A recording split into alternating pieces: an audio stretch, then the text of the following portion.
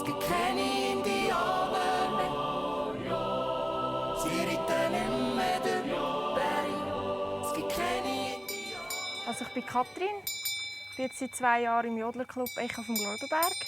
Ich arbeite normalerweise als Pflegefachfrau. Also wenn ich hier auf die Alp komme, dann komme ich meistens nach dem Arbeiten und dort haben wir das Viehstallen. Ich bin vor allem für Kalben zuständig.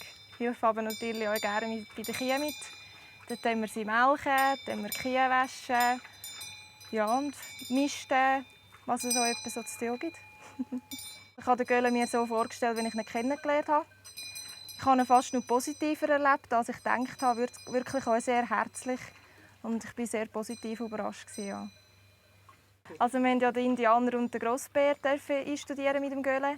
Und den Indianer haben wir natürlich schon kennt und das schon ein bisschen gewusst, wie das ablaufen würde. Das ist eigentlich einfach gefallen. Aber der Grossbär war natürlich eine Herausforderung, aber es hat uns Spass gemacht. Ich finde schon, dass das Projekt mit dem Göller für sie jetzt auch eine Chance ist, dass es noch ein bisschen mehr aufkommt.